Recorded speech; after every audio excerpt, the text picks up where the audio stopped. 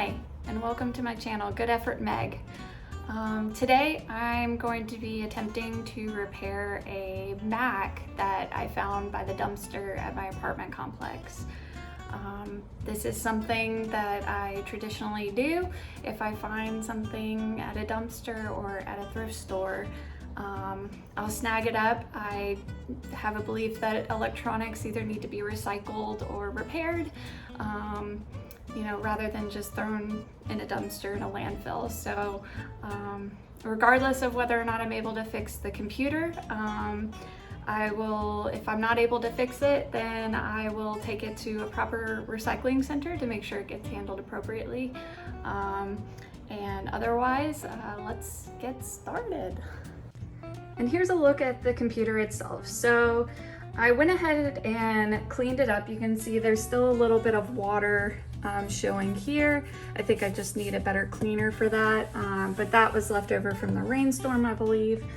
But as far as I could tell, there was no physical damage to the outside. Like the screen's not cracked. There were no dents in the casing. Overall, very, very good condition. So the only problem was, and I'll show you that in a minute, was that we could not get it to turn on. So for specifications of the iMac that I found, you can see this is a 2012 model. So it is a bit dated, but I have heard that Macs last a really, really long time. The guide we're going to be using today is from iFixit. This is a company that I have followed since I was in college. They have really good teardown guides and tools that you can purchase from them. So I purchased a repair kit from iFixit specifically to take apart this Mac. So they always come with these really cool stickers. So that's really fun. So what I specifically ordered, because I didn't already have these, I ordered some heavy duty suction cups. So these will help me take the glass off of the computer. Give you a nice look at the box. Really nice packaging. And again, this will all, the packaging and whatnot will be recycled. This, which is kind of a unique piece, this is designed to help hold up the screen while you're working on the innards. They call it a service wedge, 21.5 inches. That is the size of the screen for the Mac that we're going to be working on. This little set, these are replacement adhesive strips, which are going to be used to put the screen back onto the computer. And then this little guy right here, he's almost like a little pizza cutter that he's going to be used to help remove the glass from the screen. And we'll definitely show how all that works. Again, I've not done this before.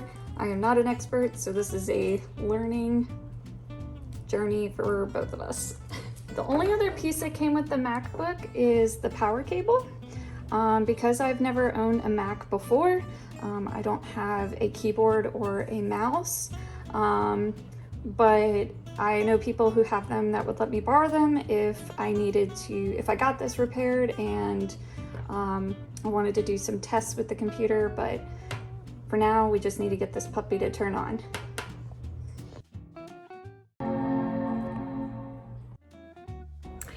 Okay, so sometimes this happens. When I initially plugged in the computer after I found it, after letting it sit to dry for a day or two, the computer didn't actually turn on. Oh, hi. This is Penny. She wants to say hi. Say hi, Penny. Say hi. Good girl. It didn't initially turn on. So my first thought was that it was potentially like a power supply issue with the computer. And I had already identified kind of what kind of work was gonna go into that. And I had earmarked the replacement part. It was gonna cost roughly about $120-ish to get the part. But sometimes things like this happen. So I guess after having it sit for a couple weeks to dry out, it actually turned on immediately when I plugged it in. The computer turned on. Not something I was expecting, but hey, it happens. This is why you never know what you're gonna get from the dumpster. So we have a working computer. Now the original owner, their account was on here, so I'm not going to show the name of the person for privacy's sake. I'm going to go ahead and do a factory reset on the computer. I pulled up a guide online, had to switch gears a little bit. Sorry, if you're wondering what that noise is, that would be Penny. She is climbing into the iFixit box. Is that good, Penny? Okay, sorry about that. Hold on, I'll be right back.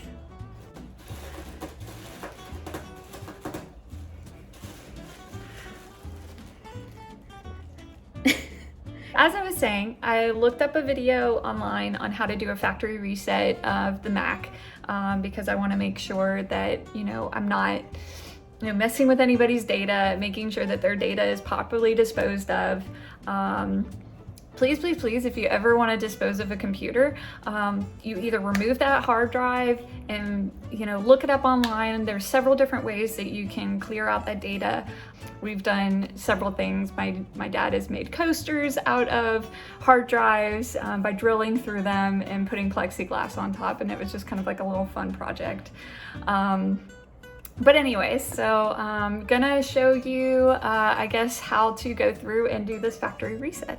So the very first step of the guide that I found on YouTube, and I will link his video down below, was to shut down the MacBook. And then prior to pressing the power button, you would want to hit and hold Command R.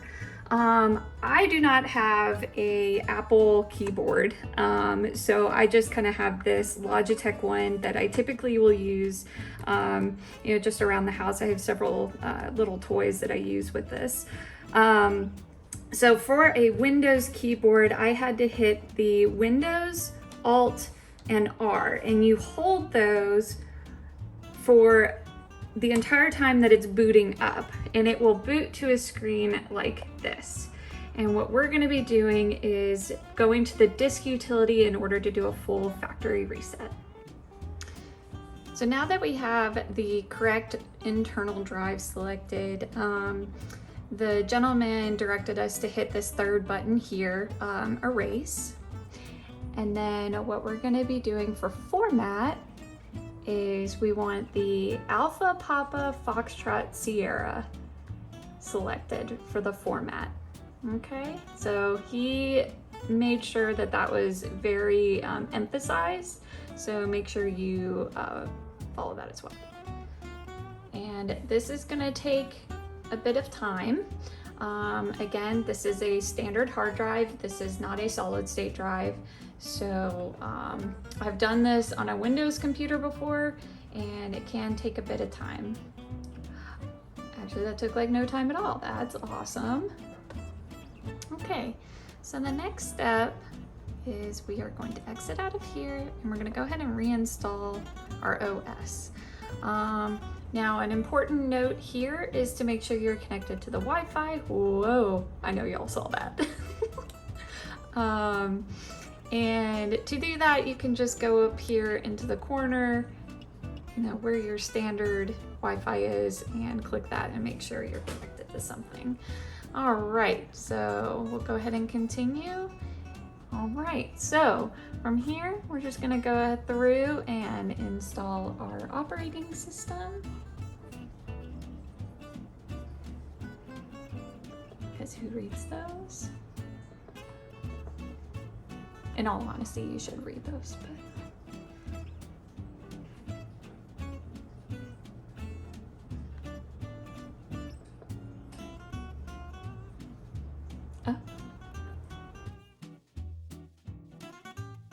Alright, so we're ready to install the operating system. So now that we've wiped the hard drive, we can select our hard drive here and install. And I imagine that'll take a little bit of time, so I will see you guys in a few when it's done. While we wait for the operating system to download, I thought we could have conversations with Penny. Penny, how's your day going? That's good. Oh, Tyson, tell us about it. Did you guys get any treats today? Oh, there she goes.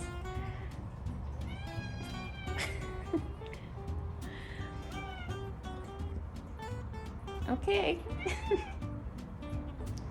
Tell us about the weather. Is it a good day outside? Is it a good day? Is it nice out?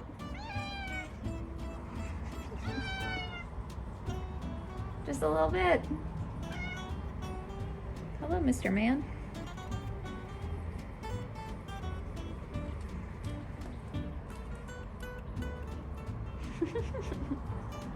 All right, so we have a cursor.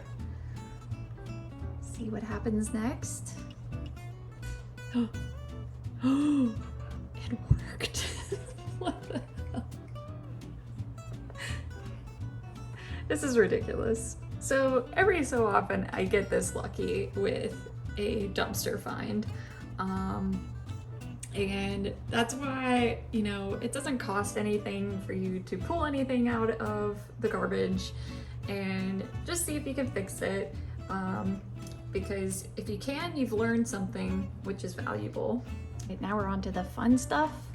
So I am partial to dark mode. I just think it looks sleek, and I think it kind of hides the bezel around the screen a little bit. Every electronic device where I get a choice, I have it set up to dark mode. Holy crap, y'all. Look at it. It works. This is incredible. I won't say this is like necessarily my most impressive find and fix, but it's definitely up there.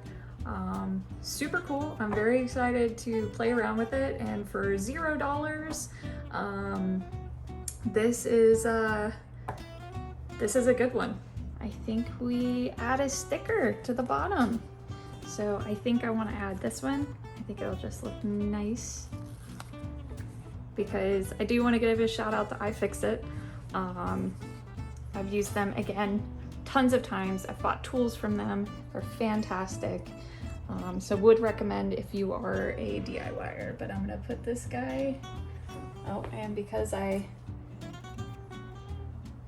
very particular, I'm just gonna make sure it's nice and straight. Yeah. Look at it.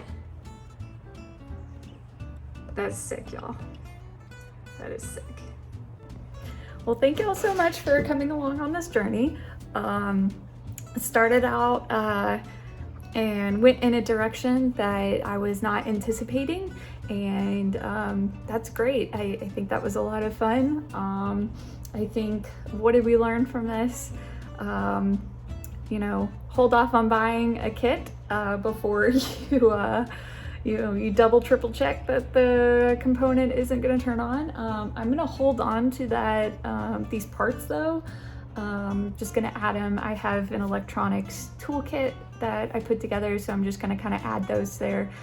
Even the adhesive strips, even though they're specific to this computer, I think if ever in the future I needed to repair something, I could probably, you know, use those adhesive strips in another application. But I really hope you guys enjoyed this journey, and if you did, feel free to leave your feedback down below, and go ahead and like, and I'll be back with some other videos. Y'all have a good one. Bye.